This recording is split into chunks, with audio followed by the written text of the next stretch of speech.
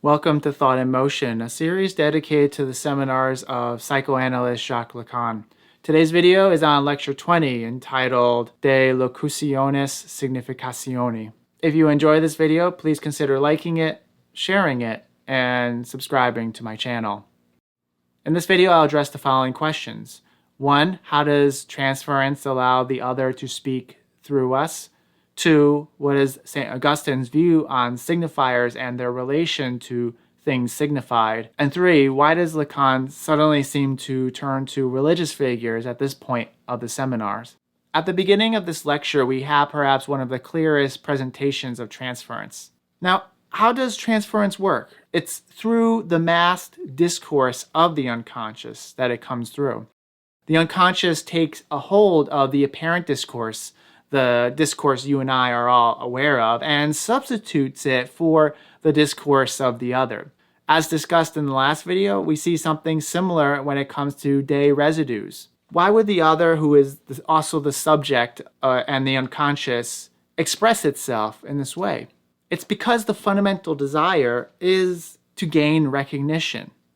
By bringing the other into speech, it links the other back within an intersubjective relation. In psychoanalysis, when this happens, it's called full speech. That is, speech in which the discourse of the other becomes apparent in our overt discourse. How does it become apparent? Well, through dreams, through slips or errors, and through the psychopathology of everyday life. The analyst is the one who should be attuned to detecting these moments of full speech, which are in fact expressions of repressed desire seeking recognition. The next lecture, entitled Truth Emerges from the Mistake, will address this in greater depth. So let us turn to our second question. What is St. Augustine's view on signifiers and their relation to the things signified?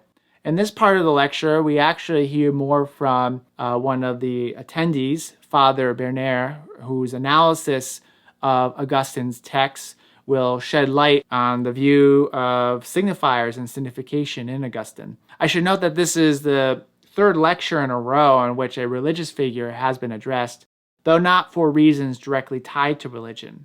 First, at the end of Lecture 18, Lacan mentions Angelus Silesius, a German Catholic priest and mystic poet who lived in the 17th century. He takes a passage from the Cherubinic Wanderer and finds analogies with the end of analysis, whereby the imaginary fades in some sense, the contingent falls away, and it is the subject who then emerges, but essence, that stands fast. Lacan sees this in light of Freud's formula, where id was, ego must be. He goes on to strongly recommend reading this writer and adds that his works are richer for Lacan than those of St. John of the Cross. Then in the next lecture, Lecture 19, Lacan references Maimonides and addresses his work in the context of discussing transference. Here, Lacan notes how Maimonides is saying the unsayable, which is in reference to God, through disorder, rupture, and discordances. And as such, for Lacan, we find an early articulation of what he calls full speech. Now, finally, in this lecture, we encounter Augustine, and again, we're dealing with language here. Father Bernard will summarize an essay which literally translates to something like the meaning of expression, but in this context of the Lacan lecture can be understood as the signifying function of speech. It's located in the work De Magistro, the teacher. Here we find two major questions asked by Augustine. First, what is the relation of signs to other signs? Second, what is the relation of signs to signifiable things? In addressing the first, it's notable how Augustine incorporates intersubjectivity by suggesting that speech concerns teaching and learning.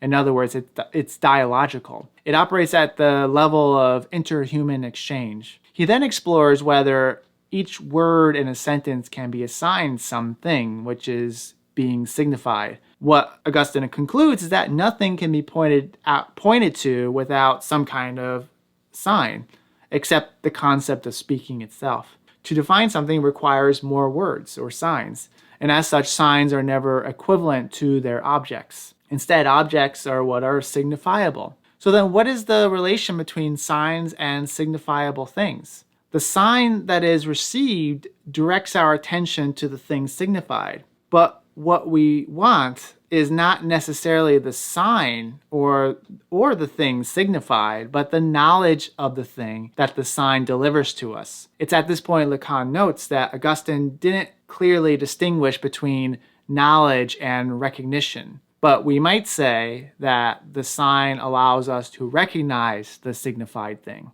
Lacan finishes this lecture speaking highly of Augustine for casting doubt on the relation of signs and things signified.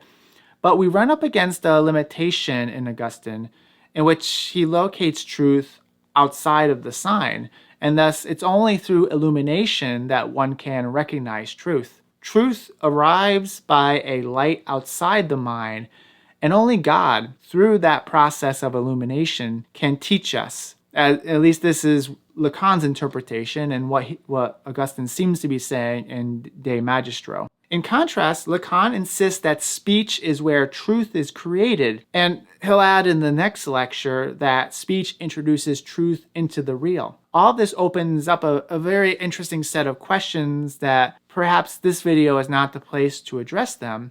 Certainly, the concept of illumination is subject to some ambiguity, and Marx, rightly or wrongly, a precursor to the notion of a priori knowledge that we see in the modern period, as well as influencing the debate between nominalism and realism during the Middle Ages. I'll end with this final question today.